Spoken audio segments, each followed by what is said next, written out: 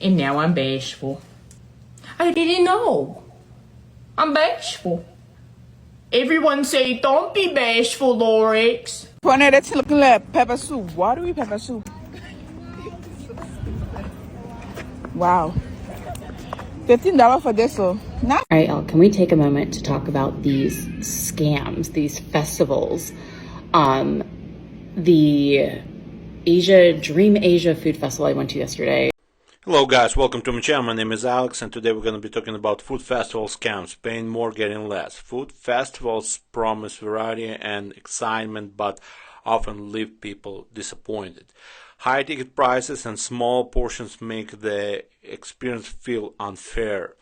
What should be about culture and flavor can turn into overcrowded lines and overpriced snacks. Many walk away feeling the event was more about profit, not food. So this is what's happening. And guys, without further ado, let's dive into the videos and watch. So my friends brought to my attention that when I went to the Asian Food Festival in Baltimore on how I got scammed.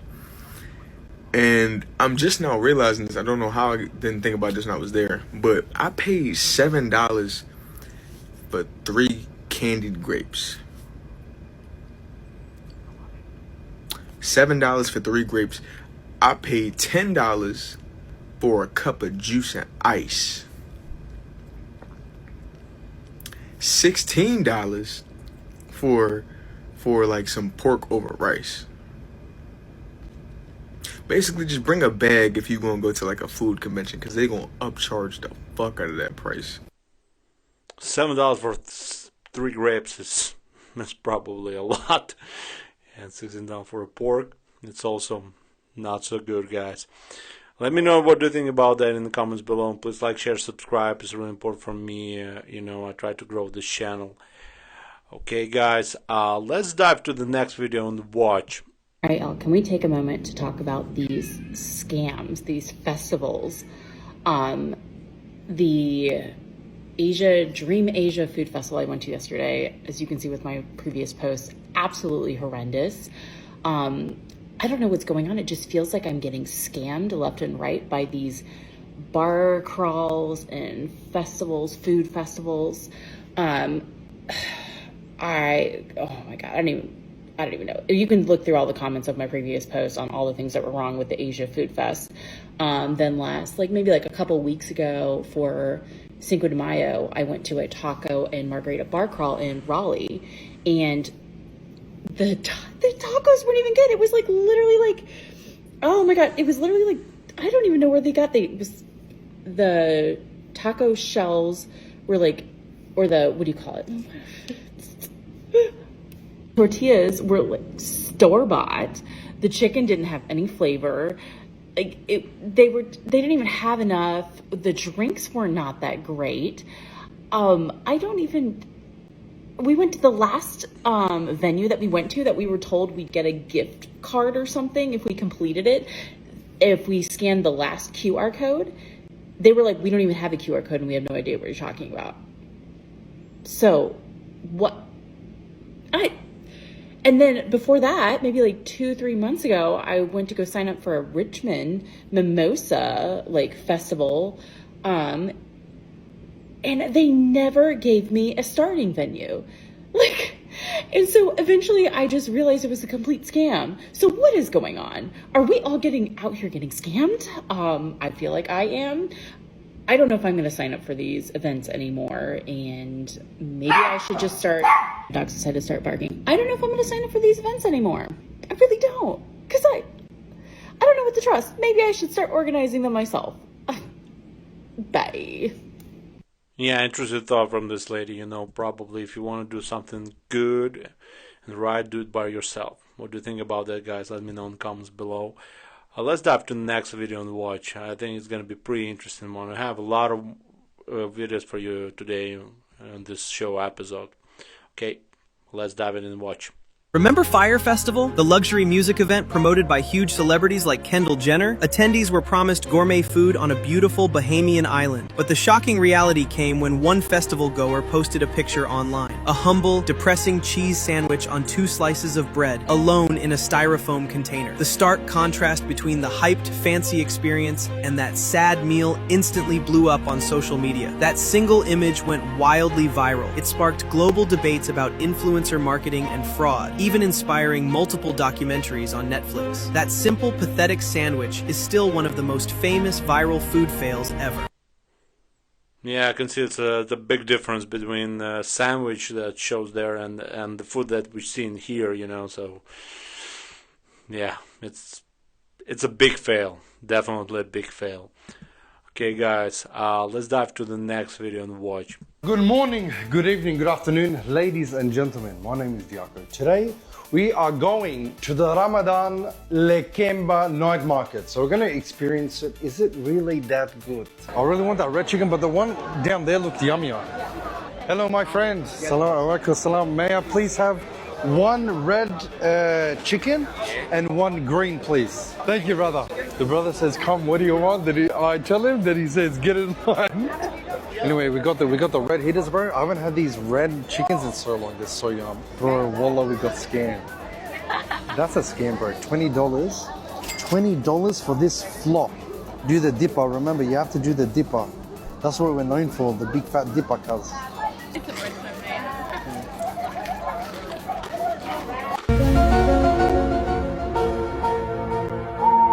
The truth is this, it's very yum, but $20 not worth $30. This should be max $10.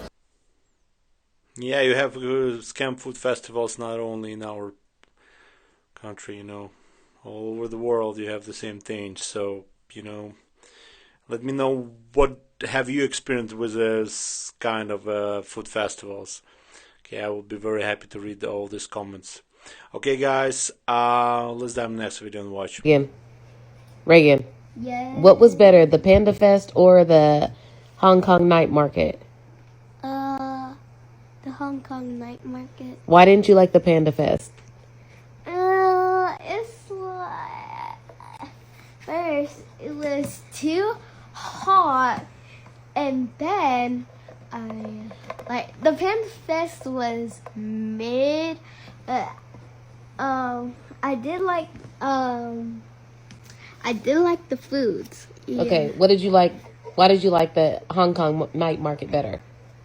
Because it had a variety of more Asian foods, and it also had great seafood and had great meat. It tasted so flavorful.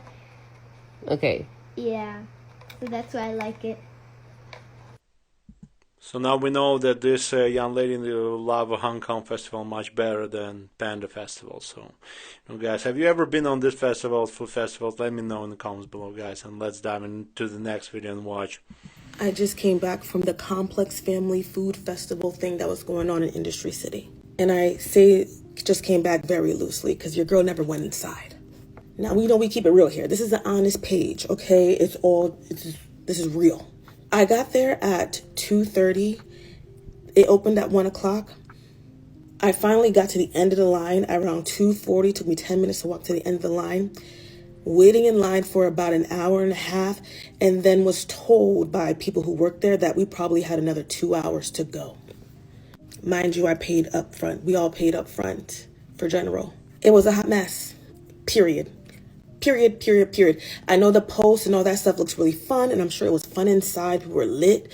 But outside of the club, I was hating a little bit. Overall, highly disappointed by this. And I would only go back if they make some serious optimizations, because waiting 3 hours when you just paid already is just kind of insane to me, especially if you're going there relatively early in the day to have to wait in line for a majority of the time that you're there.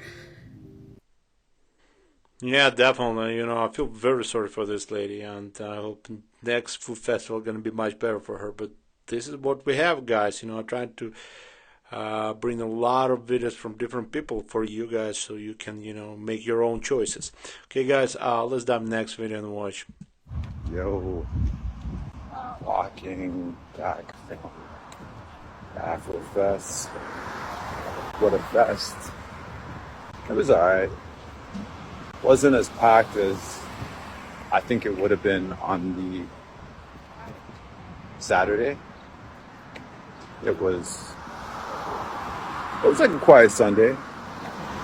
But I was kind of disappointed with the vendors, man. They got to do better, honestly. I went looking for some lemonade for my mom dudes. And I was thinking, okay, for a lemonade, maybe they might charge me maybe $5 for a lemonade. Offer sizes. This guy comes out with this big lemonade with no top and says $10 with the debit, $11. I'm like, my brain, I'm like, what the F, man? Like, you guys are really just trying to scoundrel people them? Ridiculous. Take a sip and it literally tastes like water. Water with, like, you know what I mean? You're trying to make sugar water. It was so disgusting. I took that bitch back and I said, yo, $11 for water. He's like, it's not water. I said, sip it, drink it. He's like, it's not water. I said, charge me $11 for water, bro. And he just gave me back the money and I just left it on the table. Just like, yo, you're gonna charge people $11. That's cool, charge $11. But at least let it taste like lemonade. This was disgusting. On some real G shit, like, it was disgusting. $11. And it was got my money back, but now we're just walking back to the car. All in all, it was all right. Nobody got shot at this event, which was, thank God. But vendors, man, some of y'all need to do better. I get it. You gotta make your money, but not like this. You know what I mean? Then I got some banana fritters. When I got the banana fritters, it was 6 for $10. All right, fine. Took 45 minutes for her to finish making the freaking fritters. Greasy as hell.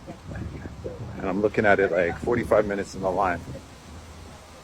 Some of y'all vendors need to do, you guys gotta do better, man, honestly. Taking money and making a big profit and the service is complete trash. Anyways, signing off. Definitely, I feel sorry for this gentleman, you know. Hope next food festivals and all stuff are gonna be much better for him, and he can experience better. He gonna have a better experience, definitely. Okay, guys, let's dive to the next video and watch. We just canceled all the festivals and we're like, nope, we're not gonna do no more festivals anymore. We were paying $2,000 to be like some of the festivals, and we just realized, like, I did my accounting and all that stuff. I realized that it's just, even though the growth is the profit is very little selling on the sidewalk, it was still better than spending $2,000 for a weekend, trying to make up those $2,000 plus paying the employees and the food and, you know, traveling back and forth, sometimes getting an Airbnb. So trying to break even, it was just like, that's a lot. It was just too much. And the time, it's not worth it. Like, for me, it was not worth it. We're just sticking with what works. I've seen a lot of companies that seem to expand and then end up closing down, like the expansion kind of like hurt them or they weren't ready to expand. They'll open up multiple locations and then they'll end up shutting a couple down within the same year or even like... Oh, why do you think that happens? I don't know, I think it's expand too early, or they're doing really good on one location, but they built that location over a couple of years and then they go to do another location, but you know, it takes a while to build up your regulars and build up your business. And for most restaurants, even if the food is good, it takes a couple of years to really get to a point where you're profitable. So I think, you know, they open up that other location and it's not doing great, so they probably have to subsidize it with their current their only profitable location.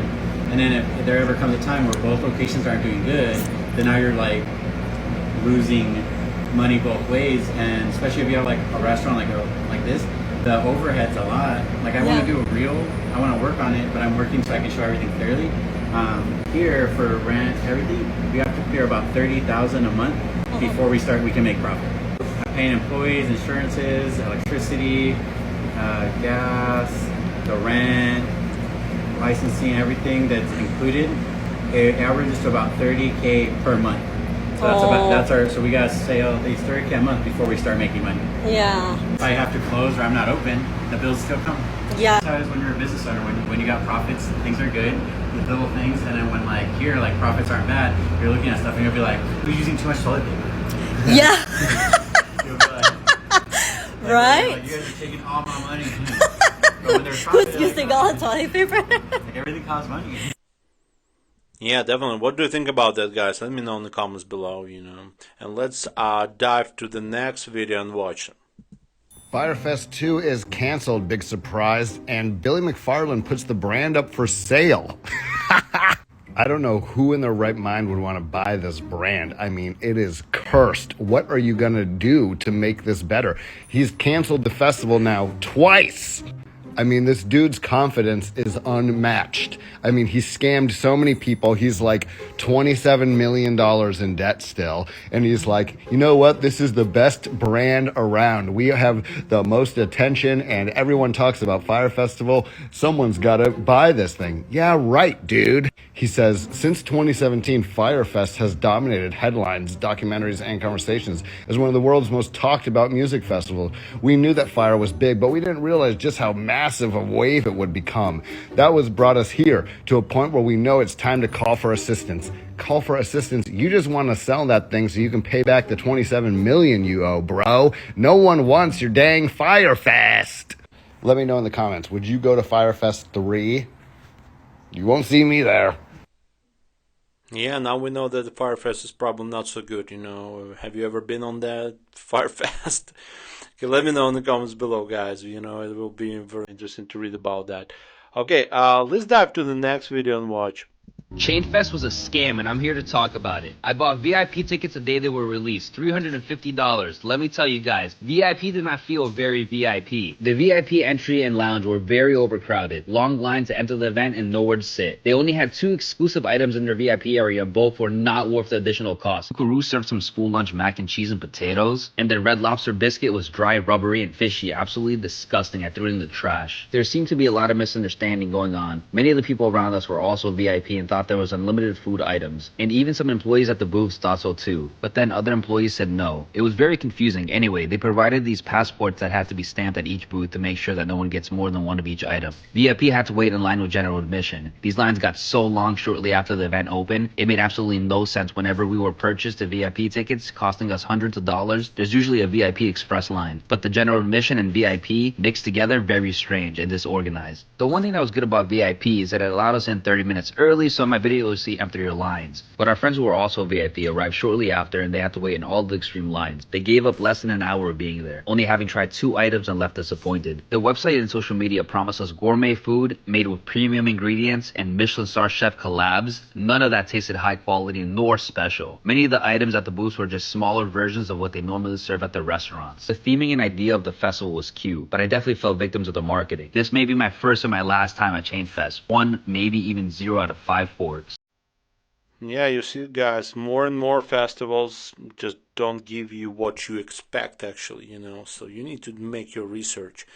And that's why, I'm bringing this to my show, so you can see the video and decide by yourself. Do you want to go to this festival, Chain Festival, or not, I think it's pretty interesting and pretty useful.